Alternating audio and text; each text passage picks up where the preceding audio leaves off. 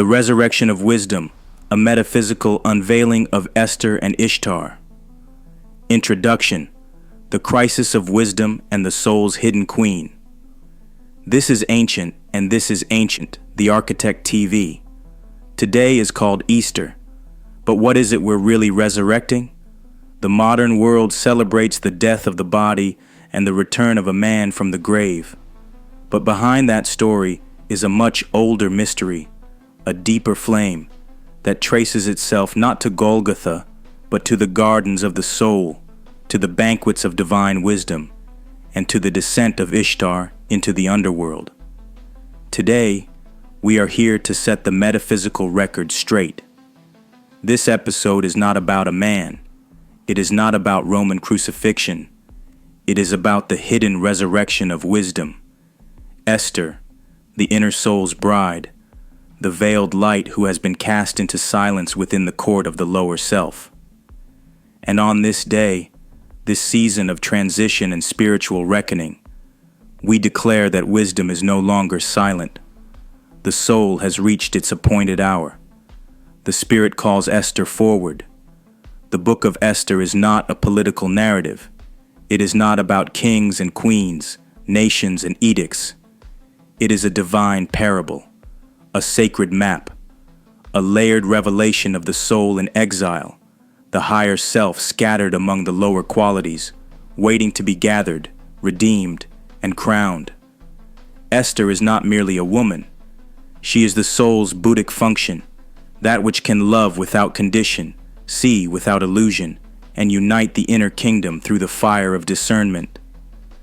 She is the metaphysical twin of Ishtar, the ancient goddess of wisdom who descends into the underworld not to die, but to recover the lost fragments of her divine essence, the jewels, the hidden virtues, trapped in darkness. So today, we will resurrect not flesh, but fire, not tradition, but truth, not belief, but being.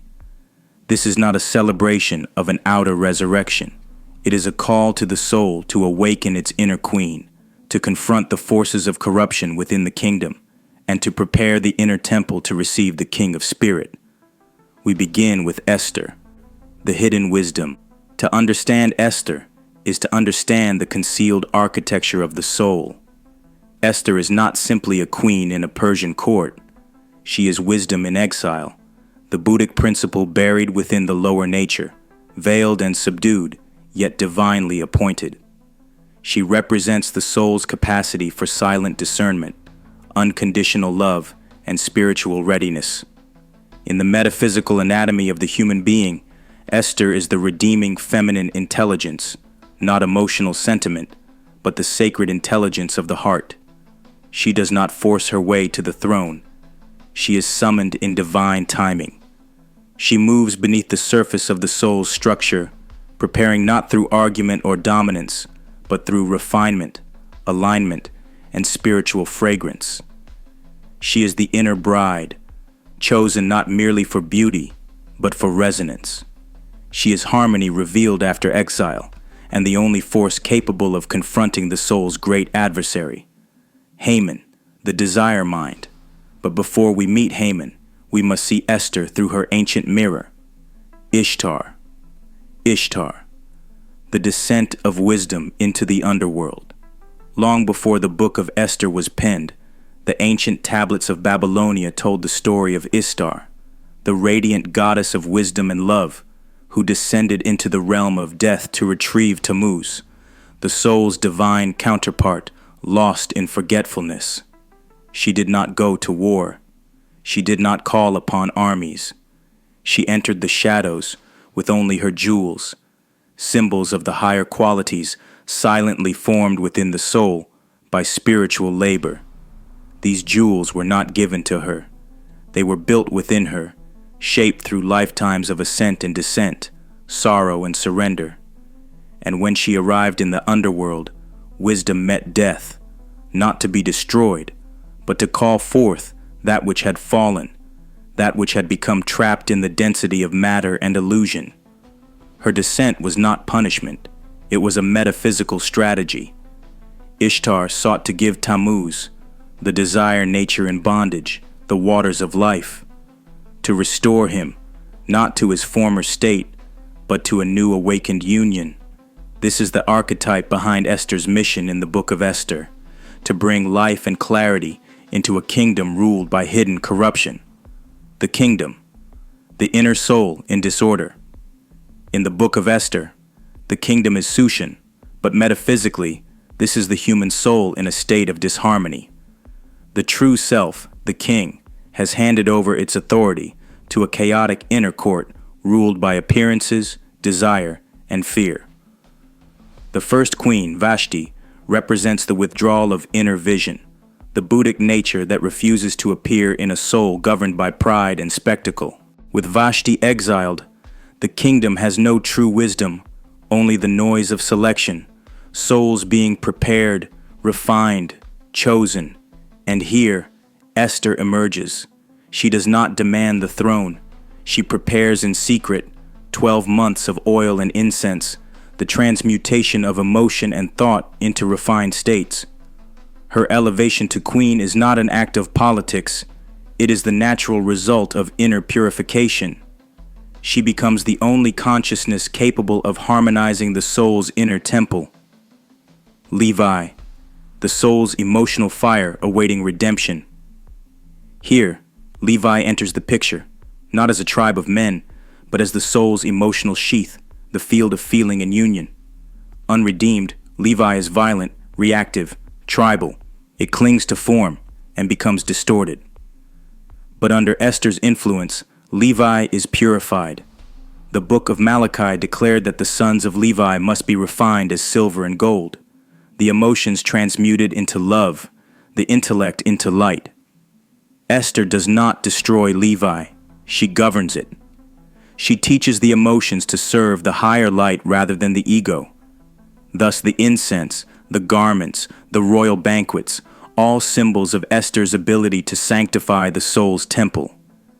Haman, the adversary within the soul. To know Esther, we must know Haman, for no wisdom rises without encountering its opposite. Haman is not a man. He is not a foreign noble, nor a historical enemy. Haman is the desire mind, enthroned within the soul when the spirit forgets itself. He is the inner force that craves power, that demands recognition, that plots in secret corridors of the mind against the sacred. He lives in every soul, where will has divorced itself from love, and desire has become the god of the palace. In the Book of Esther, Haman is exalted, placed above all other princes in the kingdom. That is the soul in its fallen state, where the lower mind, detached from wisdom, rules over the soul's faculties. He is enraged, not because Mordecai has harmed him, but because Mordecai will not bow. And here lies the metaphysical key. Mordecai, the higher self in silence and strength. Mordecai is not Esther's uncle. He is her spiritual origin. He is the higher self, the radiant force of spiritual will that quietly sits at the gate. He does not clamor for power. He does not storm the court. He simply refuses to lower himself before desire. Mordecai's presence enrages Haman because the unredeemed desire mind cannot tolerate the presence of silent power. Where Haman seeks applause, Mordecai seeks alignment. Where Haman conspires, Mordecai contemplates. And this is the soul's crisis.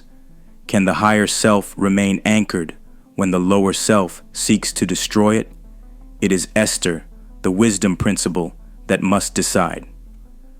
The adversary's plot, the destruction of the higher qualities.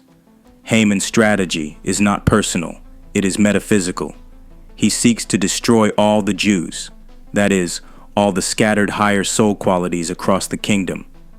These are the virtues in exile: compassion, humility, faith, truth, beauty. These are not yet fully formed. They exist as potential, as children in the lower nature, and the desire mind, fearing its own extinction, wants them eradicated. This is what happened when Herod killed the infants. This is what happens every time a soul nears awakening. The Haman principle seeks to suffocate it before it matures. It is why the unredeemed Levi becomes violent. It is why Job enters suffering. It is why Ishtar descends. This is the crisis of the inner temple. Esther's silence and the law of divine timing. Esther is told by Mordecai, "If you remain silent at this time, deliverance will come from another place." This is the law. Wisdom must act. If it stays hidden, the kingdom will collapse, and the soul will be forced into another cycle. But if it speaks, if wisdom rises, then the entire palace of the soul begins to reconfigure. This is not the rise of pride. It is the rise of sacred speech. Esther enters the king's presence not with demands, but with banquets. She prepares the soul to recognize what has gone wrong and to reclaim what must be restored. She reveals Haman not through accusation, but by shining enough light that the shadows condemn themselves. The banquet of revelation and the resurrection of the soul. The soul does not heal through war. It heals through banquet. Not a feast of indulgence, but a banquet of revelation. A metaphysical meal, carefully prepared by wisdom, where every element serves a higher function. Esther invites the king and Haman, not once, but twice. She does not confront the adversary through confrontation. She lures the shadow into the light. She prepares a setting where truth reveals itself naturally, through structure, timing, and illumination. This is the wisdom of Buddhi, never aggressive, always precise. The banquet, the inner table of discernment. In ancient symbology, a banquet is the soul's moment of realization, the bringing together of fragmented parts, the eating of spiritual truth, the union of inner faculties. As we learned, the feast is a moment of completion, when the labors of the self yield their fruit, and the energies that once seemed opposed now become clarified, organized, and transmuted. At the first banquet, Haman still walks with pride. He believes he is favored. The desire mind believes it still rules the palace. But at the second banquet, the veil is lifted. Esther speaks, not with accusation, but with clarity. She names the corruption, and it unmasks itself. And in this moment, the soul undergoes resurrection. The death of Haman, the fall of the desire mind. Haman falls upon Esther's couch. Why? Because the desire mind is the inverted reflection of wisdom. It is built from the same archetypal energy, but distorted, reversed, obsessed with power rather than truth. And when it can no longer maintain its illusion, it collapses into the very wisdom it once resisted. This is the symbolic death of Haman, not the destruction of desire, but the collapse of desire's tyranny. It is the end of the ego's rule over the inner kingdom, and from this point forward, the garments of authority are removed from the adversary and placed upon the righteous. Mordecai clothed in royal apparel, the coronation of the higher self. The soul that once sat at the gate, the higher self in stillness and obscurity, is now crowned. Mordecai went out from the presence of the king in royal apparel of blue and white, with a great crown of gold and a garment of fine linen and purple. Esther 8:15. This is not ceremony, it is initiation. The blue and white are purity and truth. The gold is spiritual sovereignty. The purple is divine wisdom, born of suffering and transformation. The garments, as we saw, are the soul's sheaths of light, the Buddhic and causal vestures, the higher functions of love and wisdom taking form. And as Mordecai is glorified, the Jews throughout the kingdom rejoice, meaning the scattered higher soul qualities that were once in exile are now integrated, liberated, and empowered. The incense, the offering of the purified soul. No resurrection is complete without offering, and here we return to incense. In the preparation of Esther, incense was used to purify the emotions, to sanctify the space between desire and love.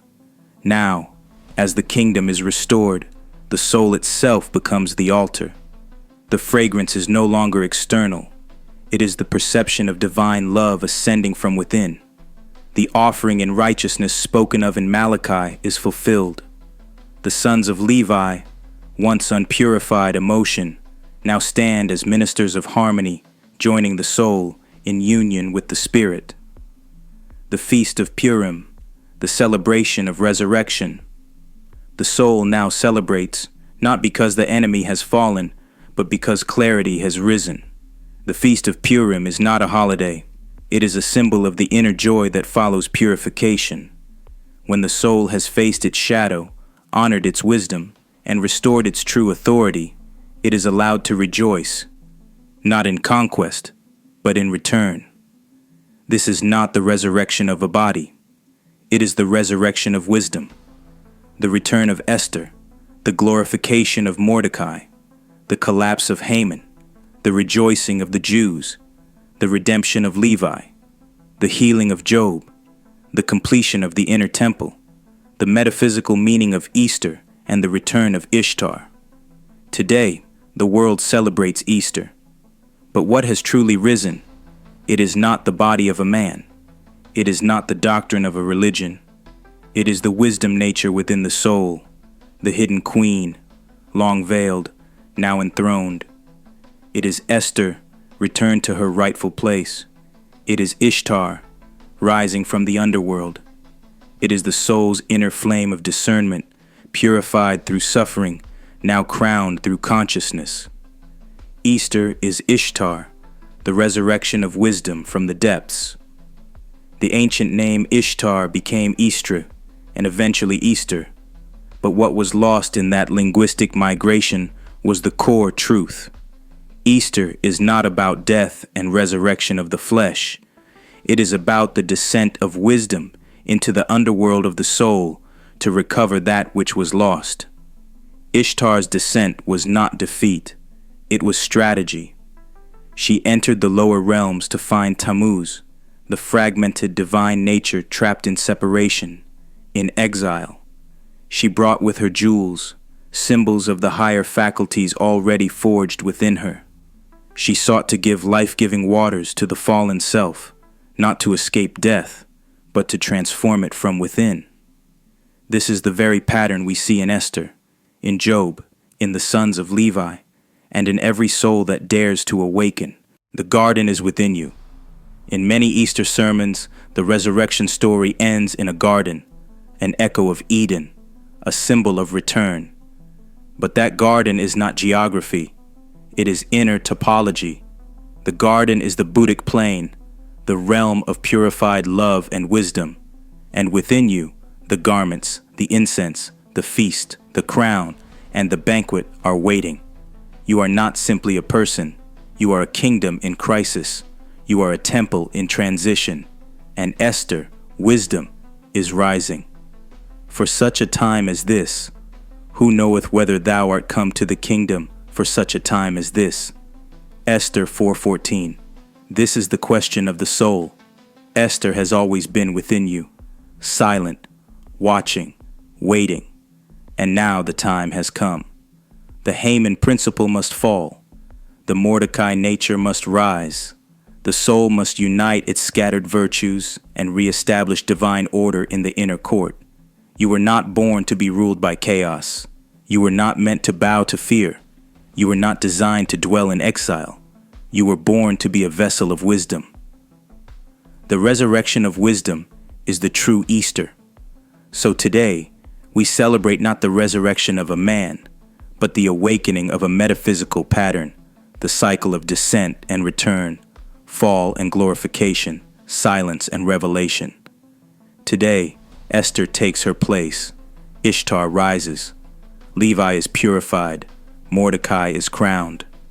The soul rejoices, and the incense of your inner life ascends to the throne of spirit as an offering in righteousness. This is the resurrection of wisdom, and this is Ancient the Architect TV.